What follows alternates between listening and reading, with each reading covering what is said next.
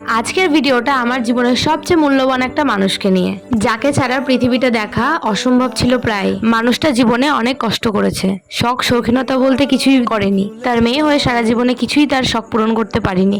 তাই আজ সামান্য একটু চেষ্টা আমার তরফ থেকে আজ আমি ইনকাম করতে শিখেছি।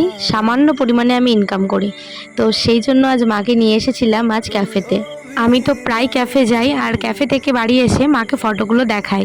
তো মা ক্যাফের ব্যাকগ্রাউন্ড দেখে বলে, বাহ বেশ সুন্দর তো ক্যাফেগুলো। মায়ের সেই রিয়াকশন দেখে আমি বুঝতে পারি যে মাও একদিন চায় ক্যাফেতে যেতে, কিন্তু ওই যে মুখ ফুটে বলে না কিছুই। আসলে কি বলতো, সংসারের জল টেনে আর ইচ্ছা করে না এই শখ শৌখিনতা বিলাসিতাগুলো করতে। আর আমার মা একদম অন্যরকম একজন মানুষ, তার কাছে সংসারই সবকিছু। সে সংসার ছাড়া কখনো কিচ্ছু বোঝেনি। তো সেই কারণে আমি আজ মাকে নিয়ে চলে এসেছি রেস্টুরেন্টে, মেঘনা ক্যাফেতে। যারা করিমপুরে আছে সবাই চেনো। তো এটা ছিল শীতের সময়, আর আমি ভিডিওটা পোস্ট করছি এখন। জানো, আমি জীবনে যতটুকু না করতে চাই আমার নিজের জন্য, আমি তার থেকে বেশি চাই আমার জীবনে এতটুকু সাফল্য দিক ভগবান, যাতে আমার মা আমার বাবার জীবনে কখনো কোনো কষ্ট না থাকে।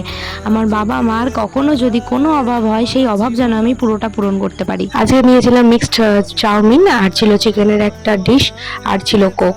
মেঘনা ক্যাফের খাওয়া সম্পর্কে নতুন করে কিছু বলার নেই, এখানকার স্বাদ তো অতুলনীয়। তোমরা সবাই আশীর্বাদ করো মায়ের এরকম ছোট ছোট ইচ্ছাগুলো যেন আমি বুঝতে পেরে সব পূরণ করতে পারি। শুধু আমি না, সব মেয়েরাই চাও হয়তো তার মা বাবাকে অনেক ভালো রাখতে, সেরকমই আমি চাই। তো আজকের বিলটা পেমেন্ট করেছিলাম আমি, তো যেটার জন্য খুবই আনন্দ লাগছিল। জীবনে প্রথমবার নিজের উপার্জনের টাকা দিয়ে কিছু করতে পারলাম। আমি আমার মায়ের ইচ্ছেটা পূরণ করতে পেরে অনেক খুশি, আর চাই ভবিষ্যতে এরকম ইচ্ছে যেন আরও আমি পূরণ করতে পারি। তো যাই হোক, ভিডিওটা থাকলো এই পর্যন্ত। দেখা হচ্ছে নেক্সট কোনো ব্লগে। ততদিন তোমরা ভালো থেকো, সুস্থ থেকো।